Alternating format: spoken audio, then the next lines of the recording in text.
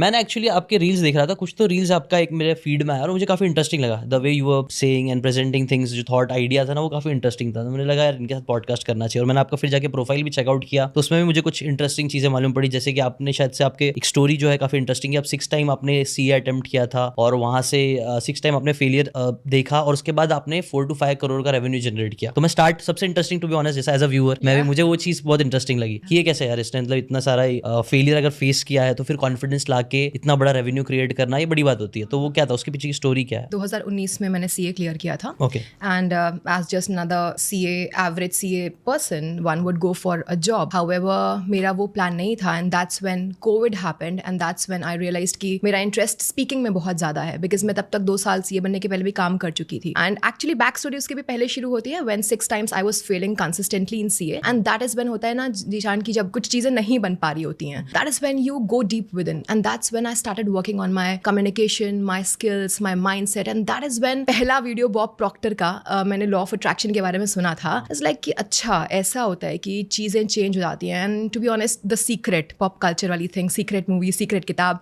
वो सुनकर के बड़ा अच्छा लगता था। तो पोस्ट दैट कोविड हुआ, मैंने इन सारी चीज़ों को कंबाइन करना शुरू किया, कॉन्फिडेंस पे काम करना शुरू किया, and that's when I realize कि I want to teach out there. So उस टाइम ऑन द ऑनसेट यही दिख रहा था कि I am a CA and I am good at speaking, and this is what I want to combine, and that's how things started happening one after the other. I started my courses and other things, and then I got into content creation more deeply, and that's how things started building up. मैं ना वापस से एक बार ना वो 6 time failure वाली बात पे वापस आना चाहता हूँ, बिकॉज है ना मुझे ऐसा लगता है टू बी ऑनेस्ट, इंडिया में पूरे वर्ल्ड वाइड हम ना ज्यादा सक्सेस की बातें बहुत करते हैं कि आपने ये कैसे अचीव किया, आपने 4 करोड़ कैसे कमाया, 5 करोड़ कैसे कमाया, बट मुझे लगता है उससे ज्यादा इंपॉर्टेंट ये कि यार आपने 6 टाइम फेलियर फेस करने के बाद के अंदर हिम्मत कैसे है, क्योंकि मैक्सिमम लोग क्विट कर देते हैं। आई थिंक 99% लोग जिंदगी में अच्छा नहीं कर पा रहे हैं, या मैं भी कोई चीज में अच्छा नहीं कर पाता, तो वो इसलिए होता है क्योंकि यार कई बार फेलियर फेस करते करते ना वो रिजल्ट्स नहीं दिखता है, तो हमको डिमोटिवेशन आ जाता है और फिर मन करता है कि नहीं यार छोड़ यार कुछ और करते हैं, या फिर ये मेरे बस की बात नहीं है, क्विट कर देता है। तो वो उसके बारे में मैं जानना चाहूंगा कि कैसे आपके अंदर वो हिम्मत की वापस से ट्राई अगेन वो रीस्टार्ट वो जो मूवी याद आ रही है मुझे, right. तो वो कैसा तब का फेस क्या था, क्या फीलिंग आती थी और कौन सी चीज ने हिम्मत दी कि यार करते रहना चाहिए? आई थिंक बहुत इंटरेस्टिंग क्वेश्चन है। मेरे साथ ये है कि अगर फेलियर नहीं आता मेरी जिंदगी में तो मैं आज खुद को यहाँ पे नहीं देख रही होती। मैं शायद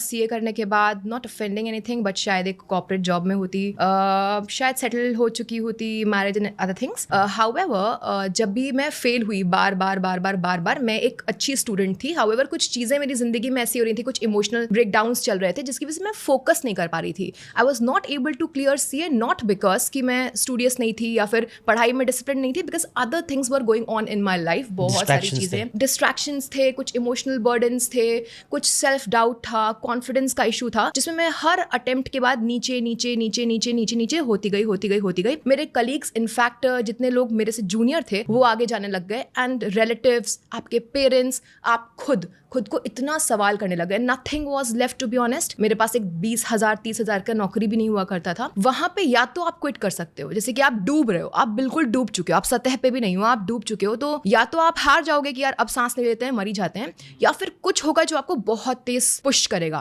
तो जैसे बोलते हैं ना कि गुलेल होती है, उसको पीछे खींच रहे होते हैं भगवान, यूनिवर्स, उसको शायद आगे लॉन्च करने के लिए। तो वो जो मेरे 3 साल थे, वैसे बहरहाल जो लोग सीए से होंगे वो समझ पाएंगे कि सीए में फेल होना बहुत बड़ी बात नहीं होती है। आपने भी सुना होगा, लेकिन इतना बार फेल होना 6 times, and to be honest मैं सच बताऊं तो मैं थोड़ा कम ही बताती हूँ, एक अटेम्प्ट और आप लगा लो, क्योंकि उसमें ऐसा कुछ स्ट्रक्चर होता है कि एक क्लियर हो गया, एंड देन उसमें टोटल मुझे 4 साल लग गए। 4 साल में लोगों का दोबारा सी हो जाता है यार। मैं वहीं पे बैठी हुई थी, एंड दैट इज व्हेन जो कहते हैं ना कि पीछे गई, तो मैंने खुद के ऊपर बहुत काम करना शुरू किया। तो क्विटिंग मेरे अंदर कभी नहीं था, वो क्विट कर देने वाली आदत, कैरेक्टरिस्टिक मेरे अंदर नहीं थी। मैं बस अपने छोटी छोटी चीज़ों पे काम करने लग गई, जो कि शायद मैं नहीं कर रही होती। अगर मुझे 1 लाख 2 लाख का पैकेज मिल चुका होता तो मैं फाइन होती, but then here when I was in the deep dark zone, जब कोई नहीं है खुद के पास, आप खुद भी नहीं हो खुद के पास, तो कोई और रास्ता नहीं था, ठीक है। तो वो छोटे छोटे कदम लिए और चीज़ें बनने लग गई। फिर छोटा सा, तो मैं आपको अपने वो पुश बहुत करती थी। मैं अपने फियर्स को, जो एकदम डीप डाउन फियर होते हैं,